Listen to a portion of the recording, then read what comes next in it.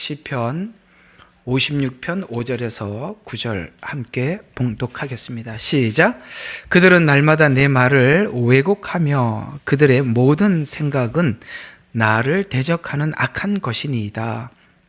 그들이 함께 모여 숨으며 내 걸음을 주목하여 내 혼을 기다리나이다. 죄악으로 인하여 그들을 도피하리이까? 오 하나님이여, 주의 분노로 그 백성을 내던지소서. 주께서 나의 방황함을 헤아리시오니 나의 눈물이 주의 병에 담으소서. 그것들이 주의 책에 있지 아니하나이까? 내가 주께 부르짖으면 그때 내가 원수들이 물러가리이다. 이것은 내가 아오니 이는 하나님께서 내 편이심이니이다. 아멘.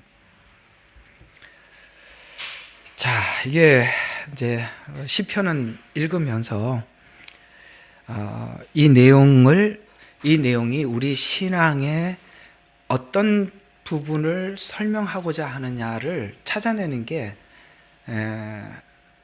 가장 중요하고, 우리 신앙의 어떤 부분을 설명하려고 하는지를 알고 보면 여러분 안에 있는 수많은 어떤 하나님께서 우리와 함께 하시면서 많은 일들을 하고 계실 때 그 하시는 일들에 대한 궁금증들이 해소가 되고, 그 다음에 하나님이 이런 일을 하시려고 하시는구나 라고 알게 되면 여러분의 신앙의 방향이 잡혀서 이제 그 일을 받아들이게 되거든요. 그러니까 이게 시편이라는 것이 내가 내 안에 일어나는 일들이 무엇인지 알고 그걸 받아들이게 하는데 굉장히 중요한 방향을 제시해 주는데, 만약에 오늘 이 시편이 하시고자 하는 말의 방향을 잡지 못하면 읽어도 알지를 못하고 답답하죠.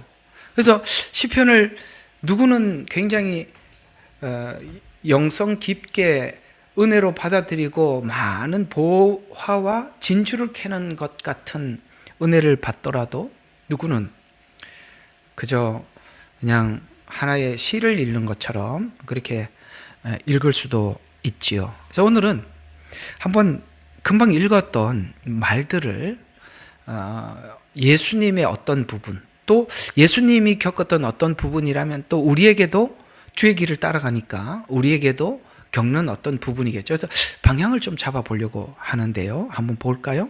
자, 날마다 내 말을 왜곡하고 모든 생각은 나를 대적하는 악한 것이니이다. 무슨 생각이 드십니까? 예수님께서 대중을 놓고 설교를 하죠. 그때 대부분의 많은 사람들은 예수님의 말씀에 은혜를 받고 있었어요.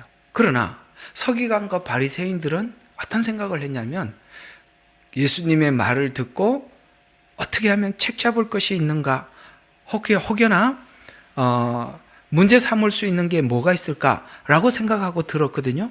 그러니까 그들은 지금 예수님께서 어떤 말씀을 할 때마다 왜곡하죠. 예를 들어서 좀 이런 이야기도 있지 않습니까?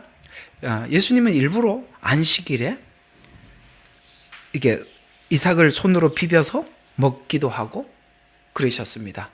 그 비벼서 먹을 때 필연적으로 그들은 예수님의 행동을 보면서 뭔가 책 잡을 걸 딱 생각을 하고 있는데, 예수님께서는 일부러 책 잡히기 위해서 이렇게 비벼서 드셨단 말이죠. 그러면 분명히 말할 줄 알고 있었죠. 그래서 분명히 여지없이 바리새인들은 이야기했습니다. 뭐라고 했습니까? 저가 안식일을 범한다. 그 말을 할 줄 알고 그렇게 그 말을 하라고 실제 그렇게 하셨던 거잖아요. 그러나 예수님은 그들이 그런 말을 할 줄 알고 있었지만 이렇게 이야기합니다. 안식일의 주인이 누구냐 이거죠. 그러니까 안식일이 사람을 위해서 있느냐, 사람이 안식일을 위해 있느냐, 이 말은 어떤 뜻이냐면, 다른 말로 이게 다른 말이라는 게 굉장히 중요해요. 여러분들은 그걸 알아야 돼요. 다른 말로 말하면 율법을 지키기 위해서 인간이 존재하냐, 아니면은 율법이 인간을 위해서 존재하냐, 이 말입니다. 안식일이라는 말은 한 단어지만은 실제 율법 전체를 이야기하는 것입니다. 그러면 여러분 생각해 보세요. 법이 사람을 위해서 존재해요? 사람이 법 때문에 존재하는 겁니까? 그렇죠. 법은 사람을 위해서 있는 겁니다. 안식일도 사람을 위해서 있는 거고 율법도 사람을 위해서 있는데 이상하게 율법이 앞에 서 있어서 그 율법을 가지고 사람을 정죄하고 판단하는, 그러려고 율법을 준 것은 아니거든요. 근데 그들은 지금 예수님이 무슨 말을 하든지 간에 책 잡을 것만 생각을 하다 보니까 오늘 여기 본문이 뭐예요? 오늘 본문이 뭐라고 얘기해요? 그들은 날마다 내 말을 왜곡하며, 그러니까 마음이 삐딱하니까 뭔 얘기를 해도 왜곡하죠. 그리고 모든 생각은 나를 대적하는 것이니이다. 그래서 뭔가를 이렇게 듣고 은혜를 받는 게 아니라 꼭 뭐냐면은 이렇게 공격하는 질문만 하는 거예요. 이렇게 얘기를 해보면 그런 사람들이 있어요. 은혜 받을 이야기들은 수도 없이 많이 했는데 꼭 한두 가지 자기하고 의견 틀린 거 그것만 짚고 들어오는 경우가 있습니다. 그건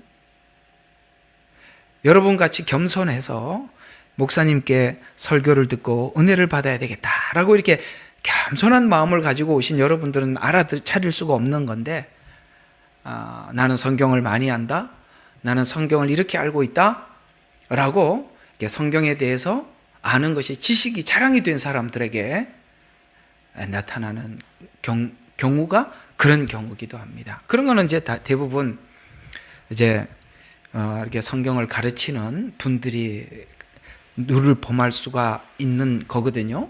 자, 어쨌든 그런 겁니다. 그래서 지금 바리새인들도 자기 나름대로 성경을 이해하고 있는 방향이 있어요. 그러나 예수님이 지금 하고 있는 말씀과 서로가 다르니까 항상 그 부분만 들어오면, 이게 실제는 많은 사람들은, 대중은 다 은혜를 받고 있지만, 그러나 그들은 은혜를 받지 못했어요. 왜요? 모든 생각은 나를 대적하는 악한 것이니이다. 그런 마음을 가지고 있으니까요. 그런데 더 나쁜 게 뭐냐면, 그들은 함께 모여, 그런 사람들이 함께 모여서 숨으며 내 걸음을 주목하여, 주님이 어디를 가서 움직이는 걸 주목하여 보고 있는데 뭘 합니까? 내 혼을 기다리니이다. 뭘 기다려요? 예수님을 어떻게 잡아 죽일고 의논하니, 이런 말들이잖아요. 이건 그냥 예수님 일생 속에 있었던 한 부분이었음을 제가 금방 여러분들에게 설명을 했습니다만, 이건 예수님께만 있는 일인가? 아니죠. 그게 예수님께만 있던 일이었더라면 굳이 우리에게 이렇게 설명을 해서 은혜를 끼칠 이유는 없겠죠. 우리에게도 있다는 것이죠. 자, 그런 측면에서 지금 이 이야기는 다윗이 겪었던 일이요, 지금 예수님이 실제로 겪었던 일이었고, 예수님이 겪었던 일들은 훗날 우리에게도 찾아올 일들이니까 오늘 이것이 도대체 우리에게 뭐냐? 이 부분을 한번 다뤄보자는 것이죠. 그래서 오늘은 제목을 이렇게 설정을 해봤습니다. 믿음이 뭐가 되기까지? 생각의 변화를 주기까지.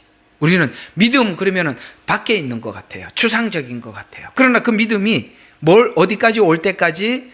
생각의 변화, 지정의, 완전히 내 생각의 변화를 주기까지 뭐가 있어야 되느냐?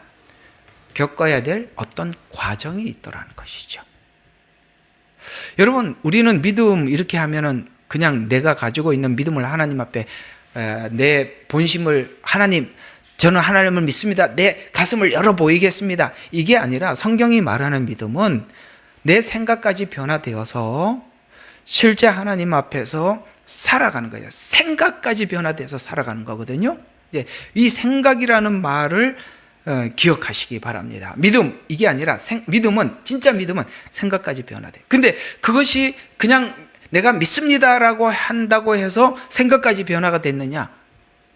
착각하지 말라는 거예요. 아니요.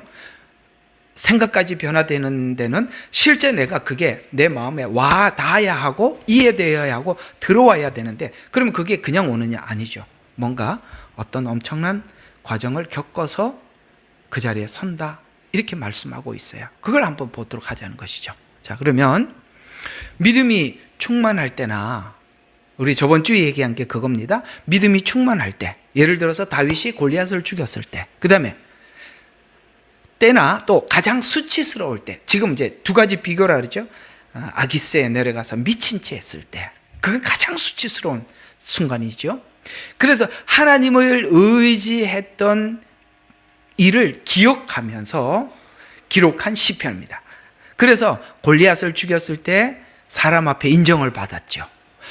그때는 다윗은 마땅히 믿음으로 하나님을 바라봅니다. 그러나 문제는 우리가 이런 순간 말이죠. 아기스에 내려가서 미친 채 할 때도 하나님을 의지하느냐. 요게 이제 문제거든요.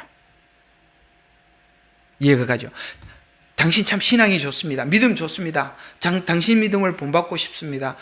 당신은 우리의 신앙의 모델입니다. 이런 이야기를 들을 때 사람은 자기에게 없는 믿음도 만들어요. 왜? 사람들이 인정해주고 칭찬해주니까. 문제는 내가 하나님 앞에 다윗과 같이 이렇게 성공을 하고, 근데 지금 여기 가서 미친 사람처럼 이런 행동을 했을 때 결과가, 하나님, 내가 과거에 이렇게 하나님 앞에 영광을 돌리고 이스라엘을 구국한 영웅인데 나를 어떻게 여기 와서 이런 인간처럼 이렇게 비참하게 만드십니까? 라고 하면 허당이라 이 말입니다. 허당. 제일 빨리 이해가 가죠? 우리는 그런 사람들이 너무 많아. 하나님, 저는 하나님 앞에 믿음을 이렇게 보였습니다. 저는 정말 적진을 달렸고 최선을 다해서 하나님 어디를 가든지 하나님께 영광을 돌리고, 오늘 여기는 이 상황은 뭡니까? 사울을 죽여버리면 되는데 살렸어요. 하나님을 생각해서 살린 결과가 이게 뭐냐 이거죠. 결과가 내가 여기 와서 이렇게 미친 표현을 해야 될 만큼 꼭 이렇게 해야겠습니까? 라고 하나님 앞에 섰을 때도 여전히 내가 하나님 앞에 변함이 없느냐라고 여러분에게 물어보면, 우리는 옛날 간증을 하라면 그런 간증들을 하죠. 저는 하나님을 만났고 그 만났을 때 저는 이렇게 정말 내 마음도 기뻤고 이웃에게 복음을 전파했고 저는 그렇게 하면서 살았습니다. 그러나 지금은 하나님이 나를 오늘 여기 아기스에 내려가서 미친 사람처럼 보여야 하듯이 제가 지금 이렇습니다 라고 하나님께서 그런 형편을 낮춰줬을 때도 동일하냐? 여러분 어떠세요? 똑같으세요? 높여놓으면 하나님 영광 돌리고 낮춰놓으면 하나님 이럴 수가 있습니까? 우리가 그렇게 안 해본 사람이 어디 있냐 이거예요. 예? 그걸 다루고 있다는 것입니다. 여기 이제 우리 예배 들어오신 분 중에서도 저희 이제 교회 다니시는 분들이 이렇게 들어와 계시는데, 호주에 와 보면 이런 말이 있어요. 재밌어요. 여러분들 이제 호주 생활 모르니까 이야기를 좀 해줄게요. 우리 앉아서 그런 이야기를 해요. 호주 처음 왔을 때 공항에서 누가 나를 픽업하느냐에 따라서 그 픽업하는 사람의 직업이 뭔가에 따라서 내가 그 직업을 갖게 된다, 이런 말이 있어요. 그게 무슨 말이냐면, 공항에 픽업하러 온 사람이 식당 일을 하는 사람이다, 혹은 목수다, 혹은 청소하는 사람이다. 그럼 아는 사람이 그 사람밖에 없으니까 그 사람이 여기 와서 자기가 언어도 안 돼, 나하고 인프라도 없어. 그러니까 그 사람이 그럼 여기 당장 나하고 청소하러 따라갑시다. 그럼 그 사람이 10년 20년 청소하는 거예요. 그러니까 내가 직업을 선택하는 게 아니라 공항에 누가 나를 픽업하러 왔느냐에 따라서 그게 직업이 되더라고요. 우리 저기 일본에 있는 우리 박소연 자매님 해외 생활해 보니까 제 말 이해가 가지요.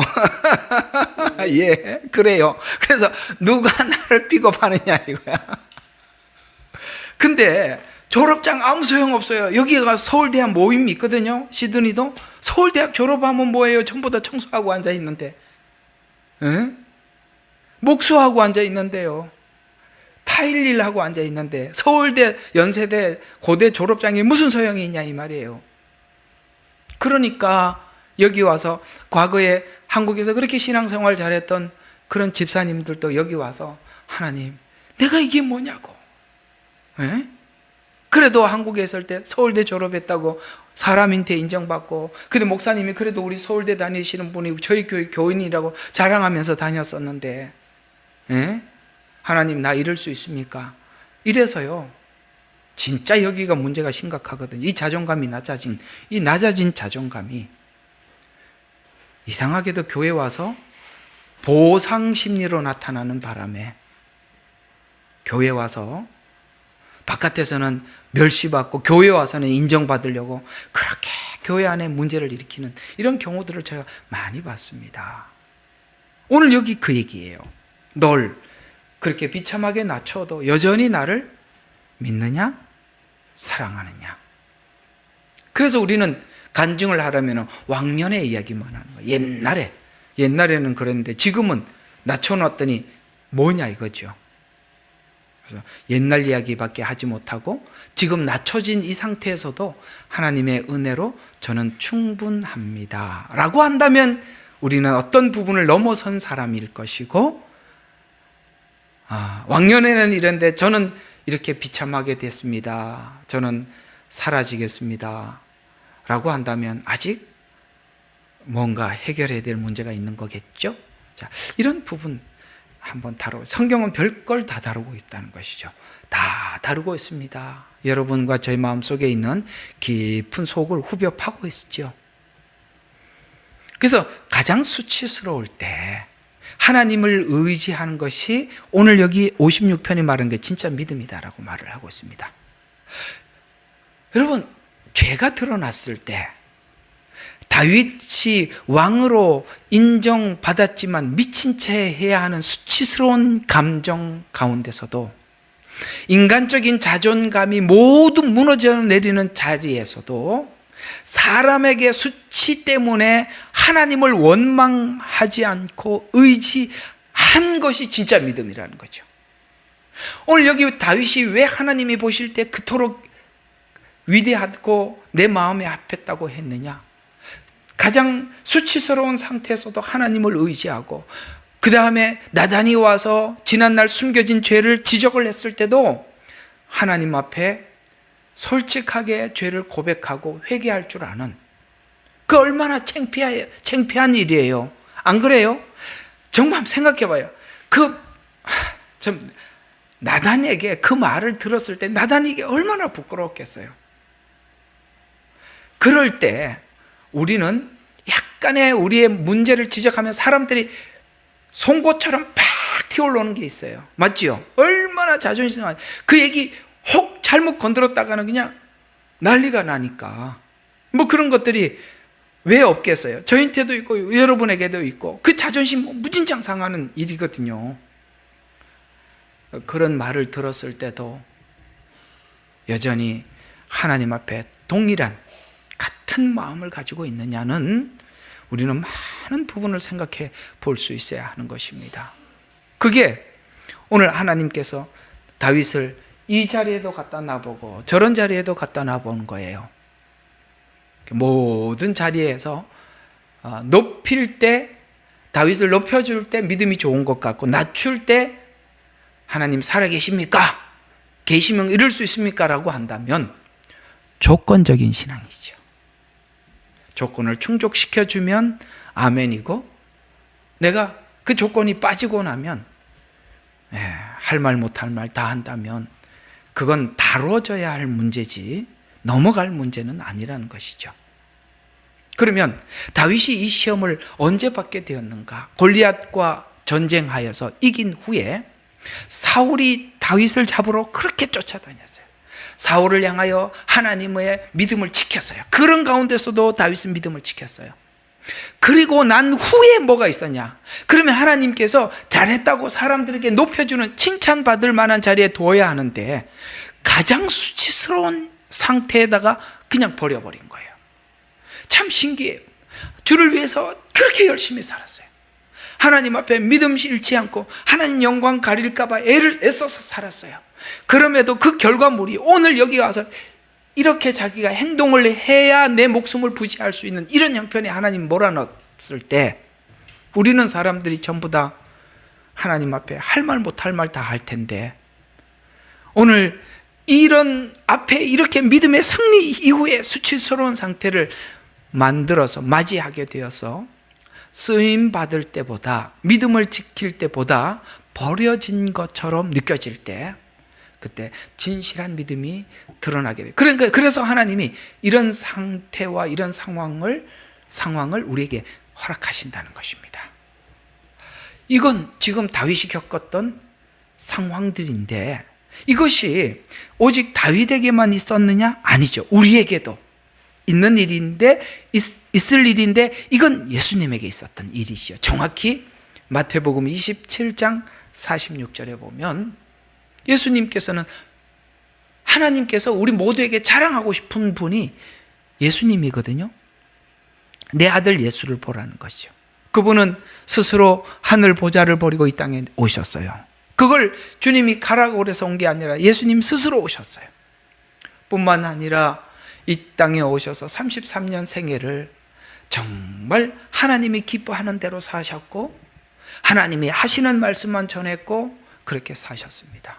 그리고 마지막 하나님께 자기의 마음을 아뢰었습니다. 하나님, 아버지 하나님, 할만하시거든 이 잔을 옮겨주시오. 자기 의사를 하나님 앞에 표현을 했습니다. 그럼에도 불구하고 하나님께서는 최종 응답을 십자가를 지라고 말씀하셔서 그때부터 예수님은 너무너무 수치스러운 일을 겪습니다. 많은 사람들 앞에서 침을 뱉고 채찍을 맞으시고 십자가를 지고 사람에게 버림받은 것까지 예수님은 받아들이셨습니다. 그런데 이 버려진 듯한 자리가 어디까지냐 이거죠. 사람에게 버림받은 것까지는 견딜 수 있을 수 있어요. 그러나 예수님이 겪었던 것은 마태복음 27장 46절에 나의 하나님 어찌하여 나를 버리셨나이까. 하나님께로부터도 버림받은 것 같은 정말 비참한 이런 상황을 겪었어요. 그래서 사람 앞에 벗겨지고 또한 하나님께 버려진 듯한 상태에서 그 상태에서 받은 약속, 그 상태에서 받은 약속, 그거 하나 믿고 예수님이 십자가에 죽으셨어요. 하나님께서 약속한 약속 하나 믿고 죽었어요. 그걸 하나님께서 만천하에 드러내셔서 내 아들 예수님, 내 아들은 내가 버린 듯한 그 자리에서 내가 지난날 약속한 약속 하나 믿고 죽었다. 이걸 자랑하고 싶은 거예요. 왜 그걸 자랑하고 싶겠어요? 이게 믿음이라는 걸 알려주고 싶은 겁니다. 우리도 그렇게 살라라고 예수님의 삶을 통해서 본을 보여주신 것이죠. 그래서 그 약속을 믿고 그렇듯이 오늘 다윗이 이 자리에서 하나님을 의뢰했다고 오늘 56장은 말하고 있습니다. 이런 상황에서 마치 예수님께서 십자가에 나의 하나님 어찌하여 나를 버리시나이까 라는 느낌과 같은 이 상태에서 다윗은 하나님께서 왕위를 약속하셨잖아요. 사무엘을 통해서 왕위를 약속했었잖아요. 그래서 이 자리가 마지막 하나님의 테스트 자리였어요. 그리고 이 아기스에서 올라와서 드디어 다윗은 왕위에 오르게 됩니다. 바로 이 지점. 쉽게 말해서 이런 거죠. 하나님이 높여놔도 상관이 없고 발로 차도 상관이 없는, 하나님이 밟아도 아무렇지도 않는 그 정도가 되면 사람들이 우리한테 뭐라고 하든 무슨 상관이 있겠어요. 이걸 하나님이 이 작업을 하신다는 것이죠. 도대체 이 작업이 무슨 작업이냐? 빌립보서에서 잘 설명해 주고 있습니다. 우리 빌립보서로 가죠. 1장 30절.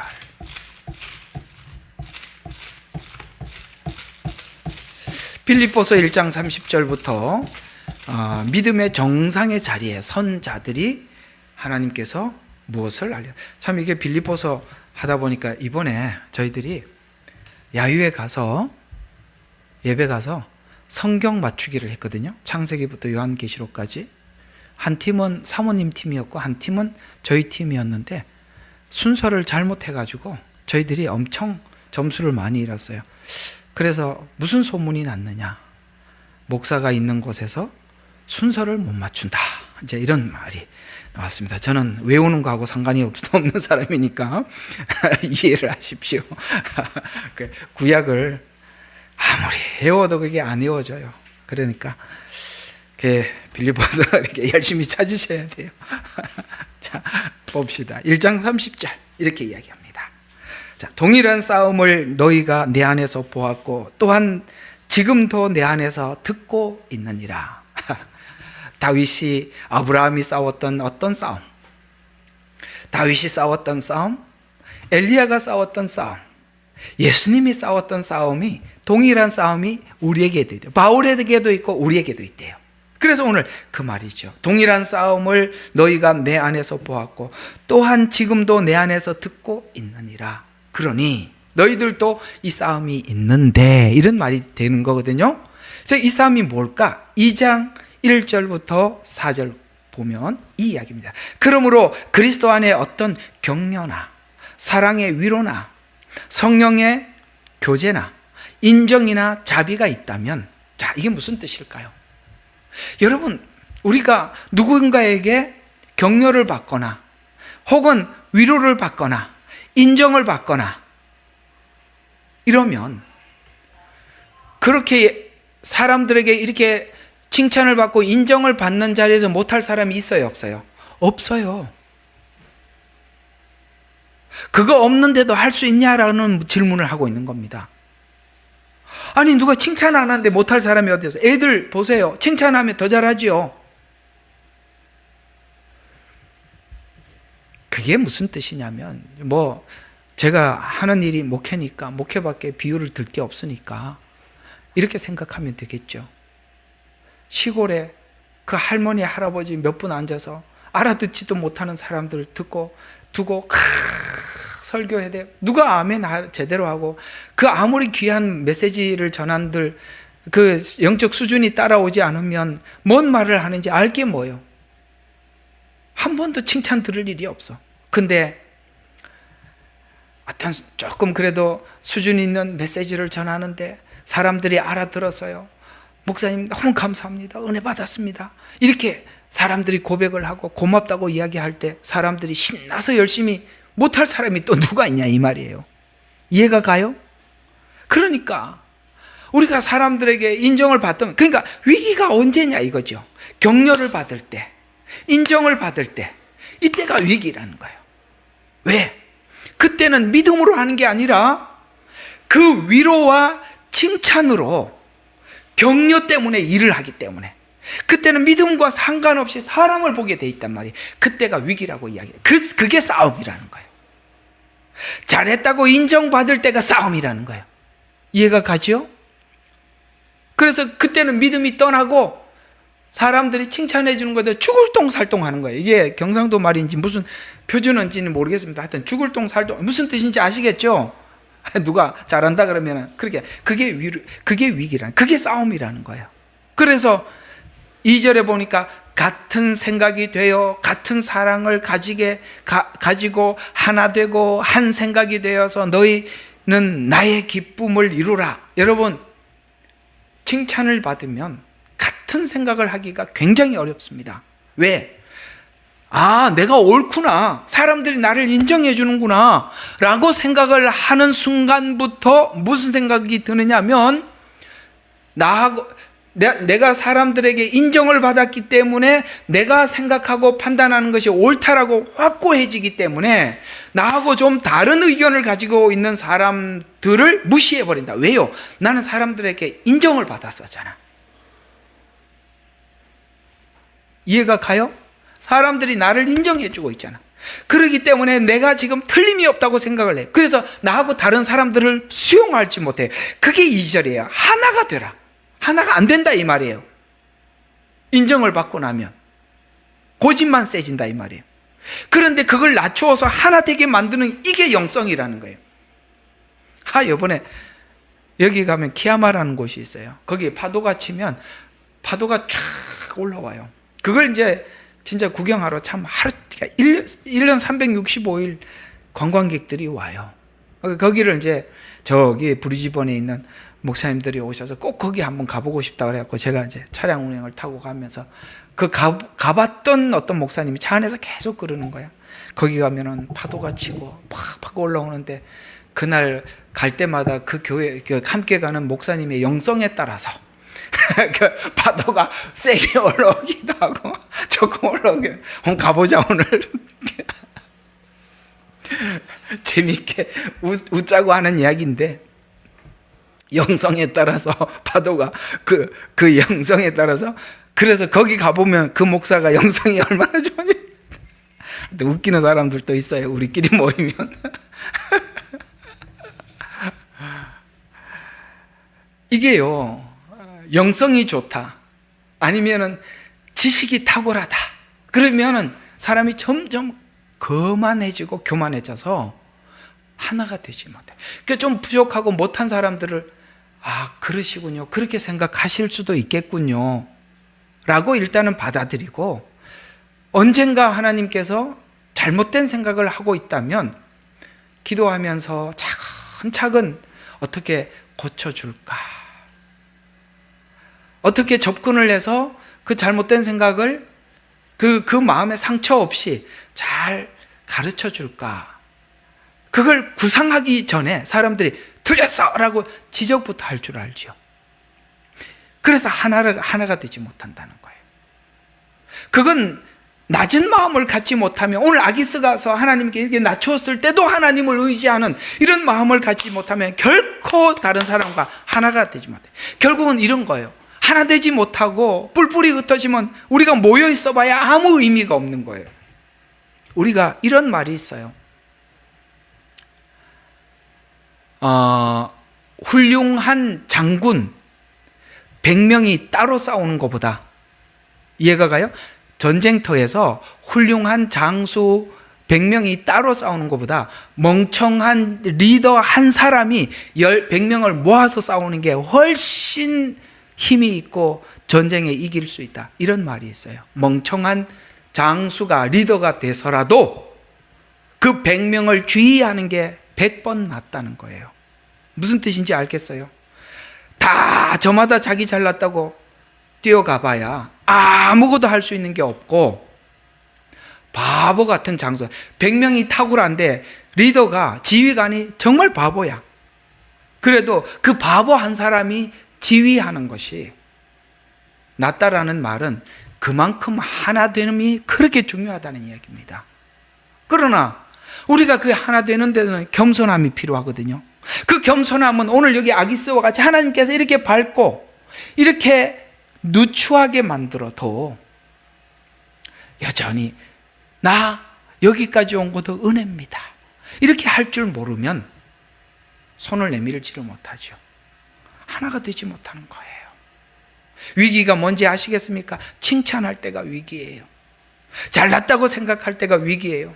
사람들에게 인정받았다고 할 때가 위기가 될 수 있다는 걸 아셔야 돼요. 영성은 바로 이럴 때 하나님 앞에 나타나는 것입니다. 동일한 싸움.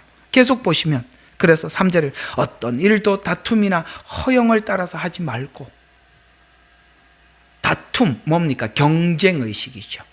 허영은 뭡니까? 자기 혼자 잘났다고 생각하는 것입니다.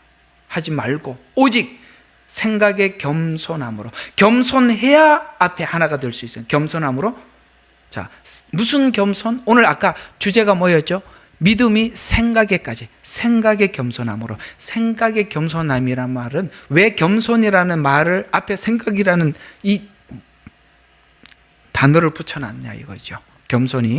겸손을 떠는 것이 있고 겸손한 척 하는 것도 있어요. 그러나 생각까지 겸손한다는 것은 정말 그 겸손이 완전히 소화가 된 상태라는 뜻입니다. 생각까지. 믿음이 어디까지 가야 된다고 오늘 주제가 생각까지 가야 된다고 했잖아요.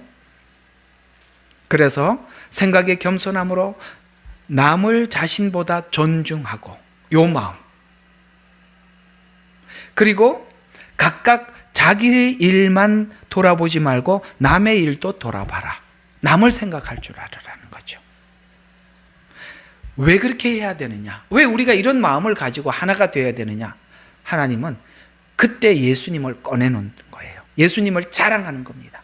우리에게 예수님을 꺼내서 마음껏 자랑하면서 봐라 내 아들 예수 봐라 라고 하면서 5절에 이렇게 이야기합니다. 너희 안에 이 생각을 품어라. 오늘 여기 생각이라는 말 잘 기억해 주세요. 그러니까 빌립보서는 막연하게 믿음이라고 표현하지 않습니다. 생각이라고 말을 하고 있습니다. 그래서 이 생각을 품으라. 곧 그리스도 안에 있는 생각이라. 그는 하나님의 형체로 계심으로 하나님과 동등하다는 거죠. 그것을 탈취라서 이게 왜 탈취라고 이 킹제임스 성경에 있는지 모르겠습니다만 조금 그냥 개역개정 이럴 때는 그쪽이 좀 편한 것 같아서 이렇게 하나님과 동등되는 것으로 여기지 아니하고 차라리 이런 표현들이 좀 좋아 보여요. 그러니까 그럴 때는 이렇게 쓰면 돼요. 아시겠죠? 그래서 여기지 아니하고 생각지 아니 여기 생각이라는 말이 계속 등장한다는 걸 기억하세요.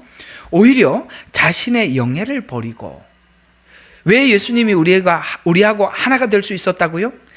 자신이 하나님 우편 보호자라는 그 영예를 버렸기 때문에 우리하고 연합할 수 있었다는 거예요. 성육신 해야 우리하고 연합하는데 성육신 하려면 그 보좌에 하늘 보좌에 하나님의 자리에 앉아서는 안 되니까 오늘 여기 미친 채 하면서 갔던 이 다윗처럼 주님은 이 땅에 온 겁니다. 여러분 한번 생각해 봐요. 저는 가끔씩 아프리카에 정말 어려운 그 사람들의 생활을 담은 이 다큐멘터리 같은 걸 보면서 별 생각이 다 들어요. 우리는 그냥 일회용으로 사 먹는 쓰레기 같은 거 있잖아요. 그걸 자기들 정말 주방에 밥그릇처럼 쓰더라고요. 나는 이 쓰레기를 가지고 배에다 싣고 아프리카에다 팔아먹는다. 그래서 이게 뭔 소린가 했더니 이해가 가요. 예? 우리는 여기 밥그릇 얼마나 고급스럽습니까? 거기는요, 우리가 쓰는 일회용, 우리도 참 일회용도 좋기는 해요. 그죠? 그런 걸 가지고 진짜 부엌에 가보면 몇 개 없고요. 애들이요, 진짜 기가 막히더라고요. 6살, 7살, 8살 이런 애들이요. 그 망치 가지고 그 돌 깨면서 세상에 그 눈에 실명된 애들도 있고요. 안경 하나 살 돈이 없어서요. 그렇게 하루에 한 끼 연명하는 그런 애들이 있더라고요. 이걸 예수님의 성육신을 여기 부자가 아프리카가 그 애들 그런 데 사는 거기에 들어간 것으로 비교할 수 있겠습니까? 예수님의 성육신은요, 그분은 만왕의 왕이세요. 그분이 어떤 분이세요? 창조주십니다. 그분이 인간의 몸을 입고 오셨다고요? 무한히 유한으로 온 거예요. 여러분 상상이 되세요? 무한히 유한으로 온 거예요. 생명이라는 단어가 필요 없는 분이 생명을 기한을 정해놓고 온 겁니다. 인간이 육으로 태어났다는 것은 죽음을 필연적으로 맞이해야 돼요. 성육신은 죽으러 온 거예요. 더 나아가서 하나님은 제한이 없으신 분이에요. 그렇죠? 부활체 보셨죠? 벽을 뚫고 들어오시잖아요. 시공간이 뭐예요? 시간이라는 것 자체가 필요가 없어요. 예수님은 시간 밖에 있는 분이 시간 안으로 들어왔어요. 자기 스스로를 시간 안으로 밀어넣은 겁니다. 율법을 주신 분이 율법을 지키러 오셨어요. 율법 안으로 들어왔다 이 말이에요. 그리고 율법을 완성하기 위해서는 자기 몸을 희생하러 오신 거예요. 예수님의 성육신은 기가 막히는 거예요. 그래서 너희들이 네가 칭찬할 때 조심해라. 하나가 되라. 앞에 쫙 설명을 하면서 그러면 우리가 4절까지 보면 그런 생각이 돼. 나보다 남을 존중히 여겨라. 그러면 우리가 다 앞에 서서 그렇게 하나님 앞에 이야기할 거예요. 하나님 그거 불가능한 거예요. 우리는 할 수 없는 걸 왜 시키십니까? 이렇게 얘기할 줄 알고 뒤에다가 봐라 내 아들 봐라 이렇게 얘기하는 거예요. 내 아들 예수를 봐라. 하나님과 동등함을 여기지 않고 자신의 영예를 버렸다. 더 나가서 종의 형체를 입었다는 것은 율법 안으로 들어왔다는 겁니다. 사람들의 모습을 취하였다는 말은 죽으러 왔다는 겁니다. 인간으로 태어났다면 죽음을 향해서 가는 거니까 죽음을 취하였느니라. 그리하여 사람과 같은 모양으로 나타나셔서 자신을 낮추시고 하나님께 자신을 죽음에까지 순종했다. 어디까지 갔냐? 십자가에 죽으심이라. 그 죽으신 예수님을 하나님 그 뒤에 뭘 이로 인하여, 이게 중요한 겁니다. 이로 인하여. 여러분, 이거 없이 하나님이 높여놓으면, 이런 과정 없이 하나님이 높여놓으면 저주입니다. 저는 그게 저주라고 봐요. 이런 과정 없이 사람을 높여놓으면 그 사람은 평생 버리는 거예요.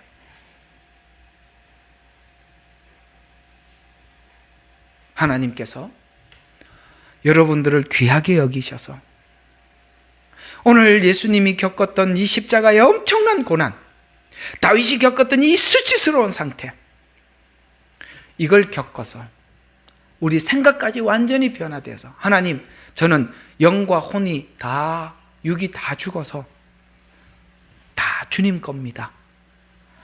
이 고백까지 하게, 그러니까 이 고백하게 하기까지 하나님이 우리를 낮추신대요. 거기서도 하나님 은혜입니다. 하나님 한 분만 있으면 전부 다 됩니다. 그러면 하나님이 마음껏 쓰실 수 있대요. 누가 칭찬하는데 열심히 안 할 사람이 누가 있고, 사람들이 잘한다고 하는데 더 열심히 안 할 사람이 누가 있겠어요? 그래서 5절부터 8절에 그래서 십자가의 죽으심이라 그로 인하여 하나님께서 그를 지극히 높이고 모든 이름 위에 있는 한 이름을 그에게 주사 하늘에 있는 것, 이게 뭐죠? 천사들, 땅 위에 있는 것, 사람들, 땅 아래에 있는 것, 뭡니까? 사망의 권세, 지옥의 권세까지 예수님 앞에 무릎을 꿇게 만들었대요. 여러분, 누구에게 고개가 숙여집니까? 이런 사람들. 정말 그냥 이렇게 사는 게 은혜예요.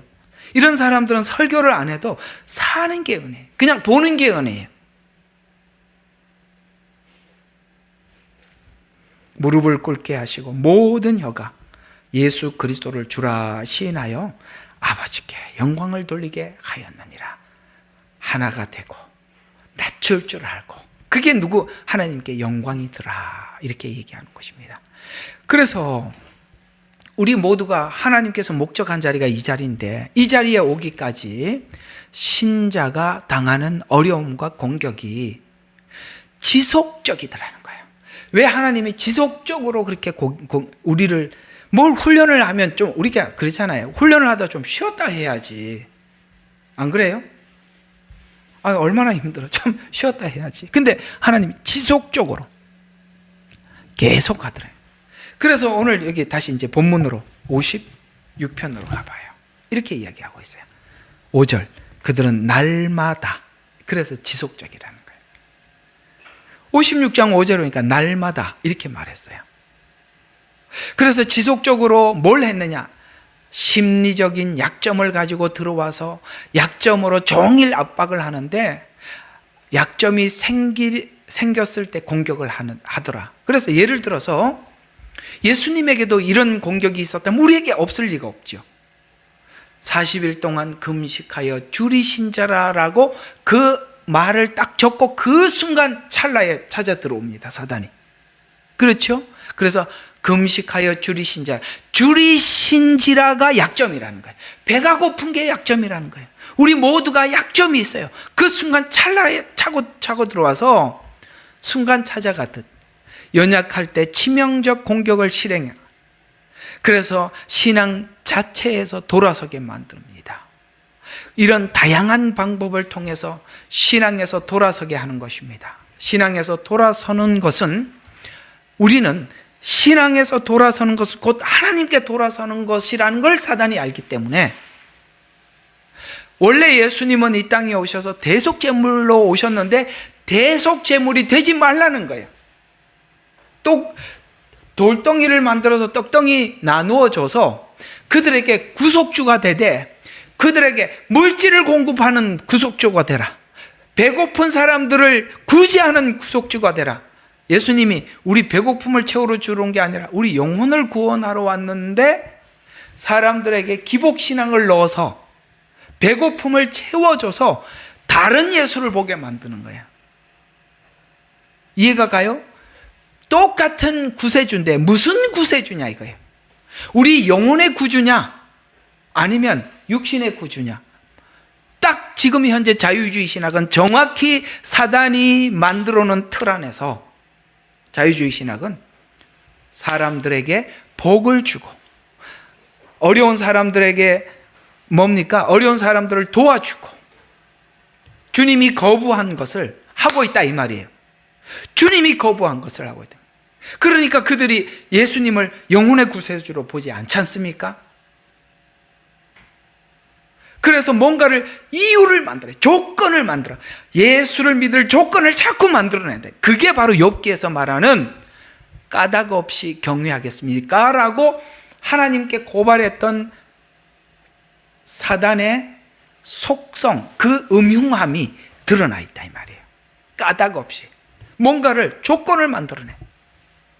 그래서 우리로 하여금 자꾸 이런 상황에 서면 오늘 아기스에 가서 미친 채 해야 되는 이런 상황이 딱 오면은 뭐가 흔들리기 시작하느냐면 우리 신앙의 동기가 흔들리기 시작해요. 내가 이러려고 예수 믿었던가? 하나님이 나를 이렇게 만들려고 예수를 믿었던가? 내가 이렇게 하나님 앞에 신앙을 지키고 살아왔는데 하나님이 세상에 이런 결과를 보여주다니 라는 것을 만들어내기 위해서 사단은 계속 뭔가를 해야 돼. 왜? 신앙의 동기를. 처음에는 내가 순수했어요. 단순히 예수님께서 나의 구주라는 사실에 대해서 의심치 않고 크게 감사해서 믿었는데 어느 날 저 잘하고 있지요? 저 인정받지요? 그러니 제가 인정받고 있다는 걸 사람들에게 좀 보여주시오.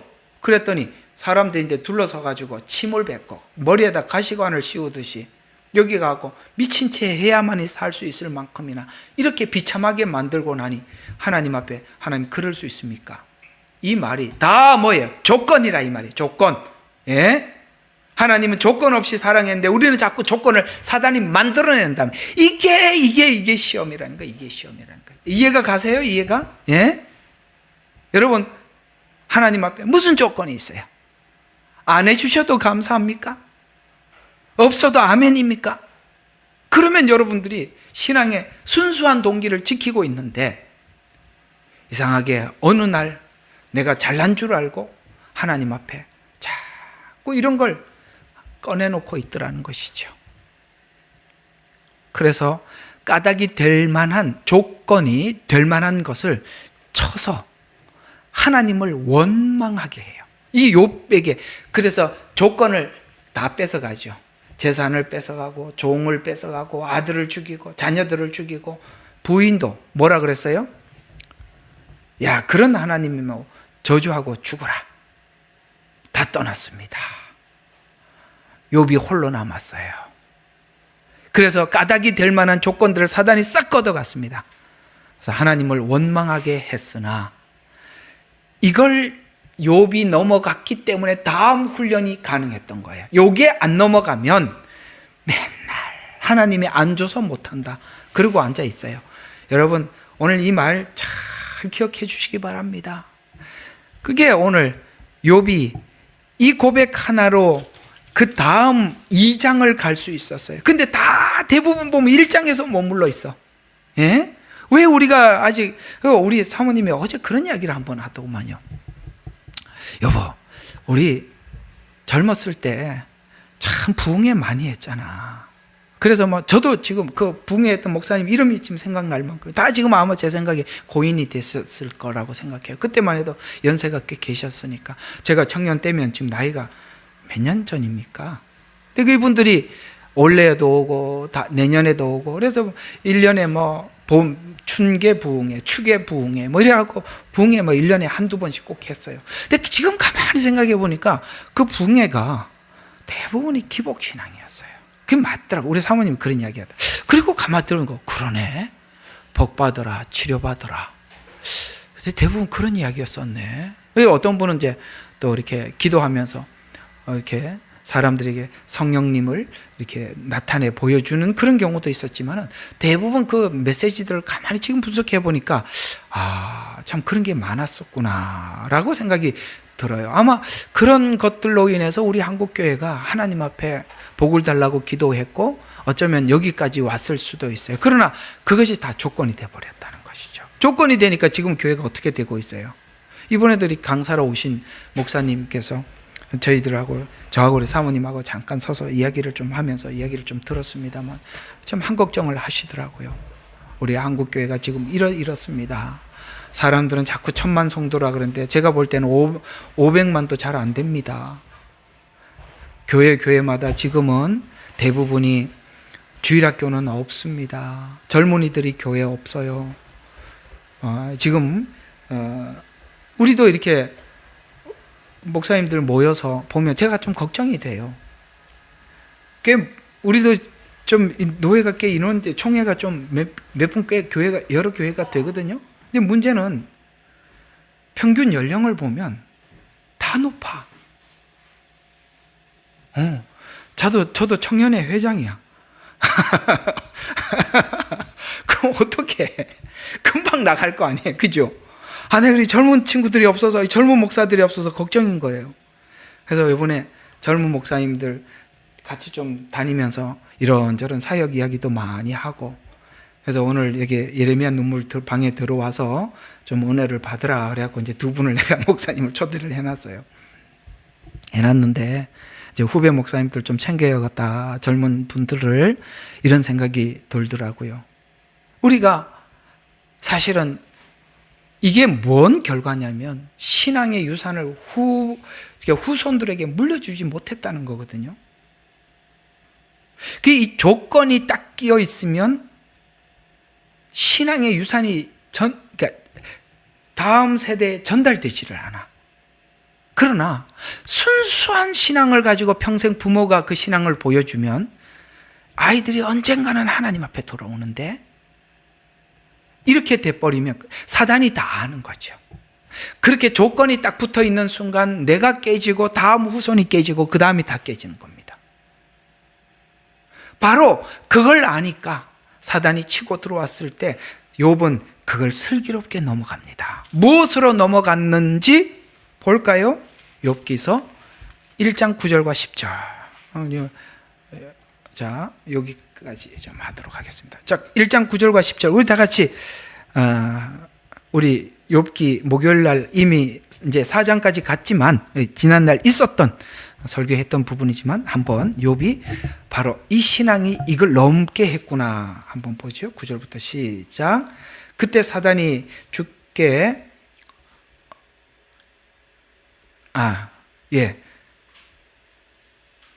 아까 말씀드렸던 사단이 생각하는 거 9절 10절 그거 말고 욥이 넘어갔던 거 21절 22절 사단이 그렇게 생각하고 시작했습니다만 욥은 이렇게 고백을 하고 넘어갑니다. 자, 20절부터 한번 보죠. 시작. 그때 욥이 일어나 그의 겉옷을 찢고 머리를 밀고 바닥에 엎드려 경배하며 말하기를 내가 내 어미의 태에서 맨몸으로 왔다 맨몸으로 그리 가리라. 아멘. 우리가 최소한 내가 빈손으로 왔다, 빈손으로 간다라는 것만 알아도 이렇게까지 매이지는 않을 거예요. 맞죠? 우리가 사실 올 때 우리가 그런 말을 하더라고요. 태어날 때 애들이 울 때 이렇게 보면 주먹을 쥐으면서 오래요. 하면서 막 이렇게 웃어요. 그러면 한번 해보자. 누가 그런 이야기를 하냐. 한번 해보자. 근데 죽을 때 되면은 해보자가 아니라 손이 펴져. 더 이상 뭐 이걸 집을 수가 없어. 그래서 맨몸으로 왔다가 맨몸으로 해보자 그러다가 점점 이렇게 펴져서 나중에 손을 펴고 가는 거예요. 그래서 성경에 손 마른 자들을 펴는 거예요, 주님이. 손 마른 병은 오그러드는 거예요. 자꾸 다고 이렇게 금어지는 거예요. 그러나 성경은 펴라고, 주라. 그러면 넉넉할 것이다. 그러니까 있다고 넉넉한 게 아니라 없다고 부족한 것이 아니라 오늘 여기 욥을 보세요. 없어도 넉넉하잖아요. 누가 넉넉하냐?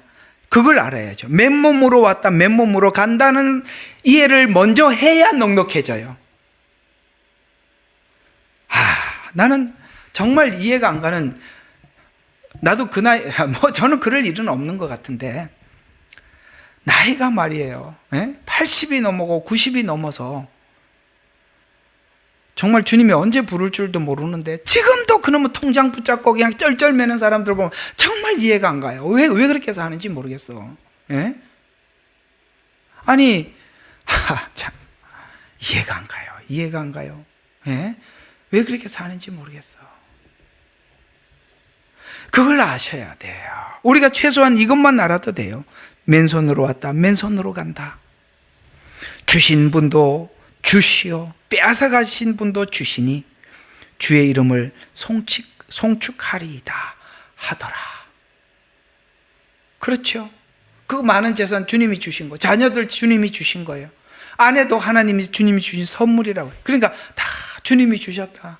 그래, 주님이 또 주인이 주님이니까 이게 바로 청지기 신앙이거든요. 그러니까 뭐 우리가 하나님 앞에 뭐 드리고 말고 이런 거에 대해서 갈등이 없는 거예요. 왜? 주님 거니까. 그러면서 빼앗아 가신 분도 주시니 주의 이름이 송축할지라 하시라. 이 모든 일에도 욥이 죄를 짓지 아니하였고 하나님을 탓하지 않았다는, 뭘 탓하지 않았다느냐? 아까 말 조건. 줬다고 하나님 감사합니다, 영광 돌립니다 이러지도 않고, 뺏었다고 해서 하나님 이럴 수가 있습니까? 하지 않더라. 그 사람이 2장부터 훈련을 받더라는 거예요. 근데 나는 보면 이렇게 한국 교회가 1장에 머물러 있는 사람이 다수, 대부분이 여기 1장에 있어요. 못 넘어가. 왜? 그걸 모르니까. 내가 빈손으로 왔다 빈손으로 가는 것도 모르고, 주인이 주님 것이라는 것도 모르니 대부분 성도들은 1장에 이 과정을 못 넘어가니 하나님이 진짜 하고자 하는 그러니까 진정으로 하고 싶어하는 이 훈련을 시작하는 사람이 없더라는 거예요. 욥에게 하려고 했던 이 훈련을 스타트를 못 끊는 거예요. 어때요? 오늘 이야기가 여러분 이해가 되시나요? 예? 어때요? 이거 넘어가야 우리 신앙이 하나님 앞에 정상 궤도를 달릴 수 있다, 설 수 있다 생각 들지 않으세요? 들지요? 이게 여러분과의 저의 하나님께서 훈련시키고자 하는 훈련 코스에 있대요.